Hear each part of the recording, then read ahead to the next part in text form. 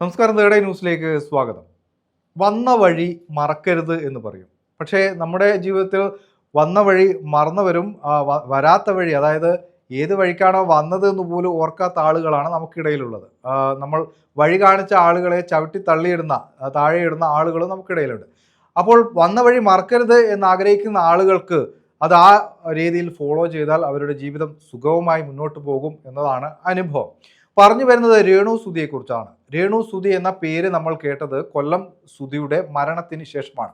കൊല്ലം സുധിയെ നമുക്കറിയാം, അദ്ദേഹം നല്ല മികച്ച ഒരു കലാകാരനായിരുന്നു, മിമിക്രി ആർട്ടിസ്റ്റ് ആയിരുന്നു. പിന്നീട് മലയാള സിനിമയിൽ ചെറിയ ചെറിയ വേഷങ്ങൾ ചെയ്ത് അദ്ദേഹം മുന്നോട്ട് വരികയായിരുന്നു. കട്ടപ്പനയിലെ ഹൃത്തിക് റോഷൻ പോലുള്ള സിനിമകളിലെ ആ ഒരു ചെറിയൊരു റോള് ഇന്നും ആളുകൾ ചിരിക്കുന്ന ഒരു രംഗം തന്നെയാണ്. പറഞ്ഞു വരുന്നത് അദ്ദേഹത്തിൻ്റെ മരണം വളരെയേറെ വേദനിപ്പിച്ചതാണ്. ഒരു വാഹനാപകടം നമുക്കൊക്കെ നാളെ സംഭവിക്കാൻ സാധ്യതയുള്ള ഒരു വാഹനാപകടത്തിൽ അദ്ദേഹത്തിന് മരണം സംഭവിക്കുന്നു.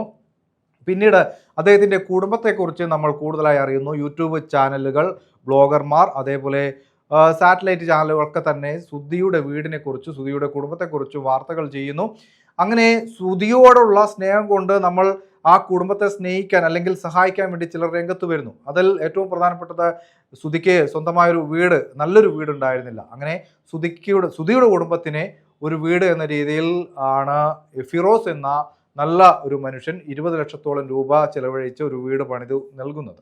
പിന്നീട് ഭാവം മാറി, മട്ടുമാറി എന്ന തരത്തിൽ രേണു സുധി എന്ന താരം ഉദിച്ചുയരുകയാണ്. താരമെന്ന് ഞാൻ എടുത്തു പറഞ്ഞത്, ഞാൻ അവരെ താരമായിട്ടൊന്നും കാണുന്നില്ല. ഒരു കോപ്രായം കാണിക്കുന്ന ഒരു സ്ത്രീ എന്ന് മാത്രമേ ഞാൻ വിലയിരുത്തുന്നുള്ളൂ. കാരണം അത്തരത്തിലാണ് അവരുടെ കലാപ്രകടനങ്ങൾ.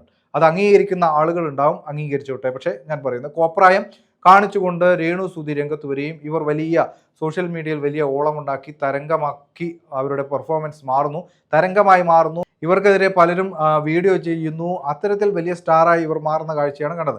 കഴിഞ്ഞ ദിവസങ്ങളിലൊക്കെ തന്നെ ഇവരെക്കുറിച്ച് വരുന്ന വാർത്തകൾ അഹങ്കാരത്തിൻ്റെ ഒരു പ്രതി സ്വരൂപമായി ഇവർ മാറി എന്നതിലേക്കാണ്. പ്രധാനപ്പെട്ട വിഷയം എന്ന് പറയുന്നത്, വീട് വെച്ച് ഫിറോസിനോട് കുറ്റം പറയുന്നു, വീടിനെക്കുറിച്ച്, വീട് ചോരുന്നു, വീട് ശരിയല്ല എന്നൊക്കെ, നിങ്ങൾ വന്ന് ശരിയാക്കി തരണം എന്നൊക്കെ പറയുന്നു. നമ്മളൊരു ആപത്ത് കാലത്ത് നമ്മളെ സഹായിച്ച ആളെ നിന്ദിക്കുന്ന രീതിയിൽ, വന്നിച്ചില്ലെങ്കിൽ നിന്ദിക്കരുത് എന്നൊക്കെ നമ്മൾ പറയും. ആ രീതിയിലാണ് ഇവരുടെ സ്വഭാവം ഇപ്പോൾ പോയിക്കൊണ്ടിരിക്കുന്നത്. ഇപ്പോൾ മറുനാടൻ അതുമായി ബന്ധപ്പെട്ട വാർത്ത ചെയ്തിട്ടുണ്ട്. മറുനാടൻ തന്നെ ഇവരെ പേഴ്സണലായി സഹായിച്ചു എന്ന് മറുനാടൻ ഷാജൻ സ്കറിയ പറയുന്നുണ്ട്. അപ്പോൾ മാധ്യമപ്രവർത്തകരുടെ ഭാഗത്തു നിന്ന് ഇവർക്ക് സഹായം ലഭിച്ചിട്ടുണ്ട്, ഫിറോസിൻ്റെ ഭാഗത്തു നിന്ന് സഹായം ലഭിച്ചിട്ടുണ്ട്. ഫിറോസ് പറയുന്നത് ഈ പണിത് കൊടുത്ത വീട്ടിൽ ചോർച്ചയുണ്ട്, അല്ലെങ്കിൽ അവിടെ ചെറിയ ചെറിയ കാര്യങ്ങൾ പറഞ്ഞുകൊണ്ട് രേണു സുധി വിളിക്കാറുണ്ട് എന്നാണ്. അതായത് ഒരു വീട്ടിലെ ബൾബ് ഫ്യൂസായാൽ പോലും അത് മാറ്റിയിടാൻ വേണ്ടി ഈ വീട് വെച്ച ആളെ നിങ്ങൾക്കാണ് ഉത്തരവാദിത്തം എന്നൊക്കെ പറഞ്ഞ് സംസാരിക്കാറുണ്ട് എന്നാണ്. ഇതൊക്കെ കേൾക്കുമ്പോൾ ലജ്ജാവഹം എന്നേ പറയാനുള്ളൂ. കാരണം നാളെ ഒരു പാവപ്പെട്ടവനെ സഹായിക്കാൻ ഇത്തരത്തിലുള്ള ആളുകൾക്ക് എങ്ങനെ മനസ്സ് വരും? ഇങ്ങനെയാണ് അനുഭവമെങ്കിൽ എന്ന് മാത്രമേ പറയാനുള്ളൂ.